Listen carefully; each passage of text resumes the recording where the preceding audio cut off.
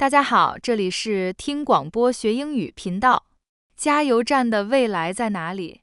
当世界转向电动汽车时，加油站必须适应变化或面临淘汰，这凸显了在这场能源转型中全面规划和社区支持的必要性。好了，我们来听广播的内容吧。Picture this. You're in your car and you're getting worried.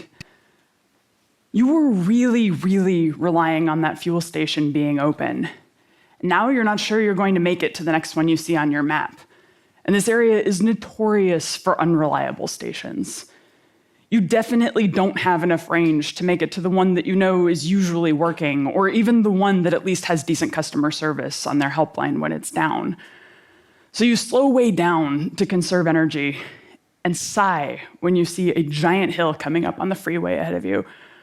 The way people are driving, there is no way you're going to make it up this hill at a safe highway speed without killing your energy efficiency. It's hot out, but you turn off your AC and remind yourself again that charging your phone in the car outlet doesn't actually use that much energy. Man, you think to yourself, I remember when this was a problem for EVs. But when I bought this car, I just didn't think finding gasoline was ever going to be this much of a problem. If we succeed at reaching international climate goals, the fossil fuel infrastructure systems that support about 80% of global energy consumption will mostly, if not entirely, retire over the next few decades. The global dominance of fossil fuels and the global emergency of climate change means that this retirement imperative exists everywhere. Whether infrastructure is relatively old, like in the US where I work on these issues and where most of my examples come from, or relatively newer, as in many countries with more recent industrialization. What I'm talking about is big infrastructure, like power plants and refineries, but it's also things like gas stations and people's cars, stoves, and furnaces. Fossil fuel infrastructure is a complex network of high-hazard industries that need to be able to continue to operate safely until the new system is completely ready to take over, including during emergencies complicated by climate change. Just letting these systems go away would be deeply disruptive and hazardous. We'd expect disproportionate harm to overburdened and underserved communities who can't opt out from skyrocketing prices, abandoned remediation plans, and declining access to energy services. This means ongoing fossil expenditures and a reliance on highly trained workers in industries that might not outlast their careers, with a simultaneous focus on phasing out these same industries as quickly as possible to address climate change and a host of other environmental injustices. This is why we need to plan. And right now, there's basically nowhere in the world where these urgently needed plans for phasing out the fossil system while phasing in the clean energy system exist.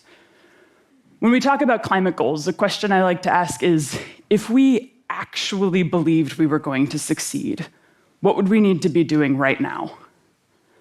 The time between now and success is where this gets real and very difficult.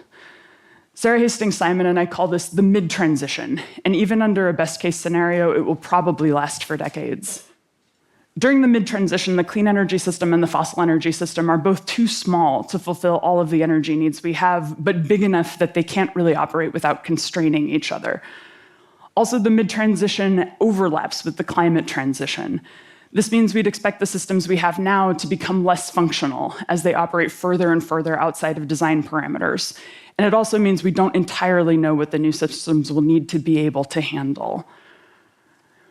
Another issue here is that we'd also expect that the transitioning system will just generally work less well than either the stable starting point or the stable end point. As long as both systems are operating at scale, we can't optimize for either one's needs. People are often willing to accept some level of problem in order to enable a shared future vision. But trust in that vision will be extraordinarily fragile when it's required for decades, while climate impacts are making everything scarier, and while we're visibly dismantling infrastructure that people remember as functional. As we plan, keeping a clear and focused commitment on people first and foremost, and ensuring that these are community-led projects will be critical. One of the nice things about existing energy infrastructure is it exists. So you can go to a power plant break room and chat up people about how long they expect to keep working or which bits of the plant site might need remediation.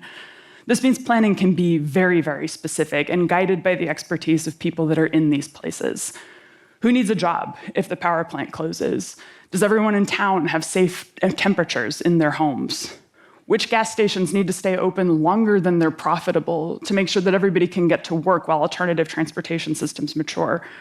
How much extra funding do you need for the library if tax revenues start to decline?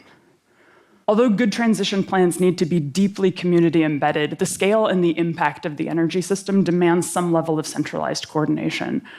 One strategy here is to set deadlines for fossil asset retirements. Ample notice, say a decade, gives communities enough time to create and implement plans, and a legislated end date gives people enough confidence to commit to what can be an intense process. I showed that in the United States, requiring all fossil fuel-fired power generators to close by 2035, which is President Biden's power sector decarbonization target, would actually allow the large majority of them to meet or exceed a typical lifespan, potentially giving communities some confidence that these deadlines are manageable. That may not be true in places with much newer infrastructure, and so the conversation about how to choose these deadlines would look quite different. But in general, being honest with people about what's coming, with enough time and support to do something about it, can be really transformative. But it does require a commitment to the endpoint and to proactively ensuring people have what they need to thrive alongside transition. That is what earns and maintains trust, not far-off emissions targets with vague implementation plans. The alternative of unplanned transitions is unacceptable, but common. Notably, this is what we would expect to see if we just rely on clean energy becoming cheap enough to displace fossil energy systems. What I've observed over the years is that facilities might close suddenly with a round of layoffs and a bankruptcy notification, with very little notice and no plan for what comes next. Several years ago, I was working on a survey in a coal mining community, and the morning my survey hit people's mailboxes, about 500 coal miners were suddenly laid off. Just 4 US coal mining companies used bankruptcy to avoid about $5 billion in pensions and environmental cleanup obligations just between 2012 and 2017. And the coal industry in the United States is actually pretty small, now providing about 11% of primary energy, down from 18% a decade ago. We're talking about successfully retiring and replacing infrastructure that supports 80% of energy use globally and in the United States, all before I reach retirement age.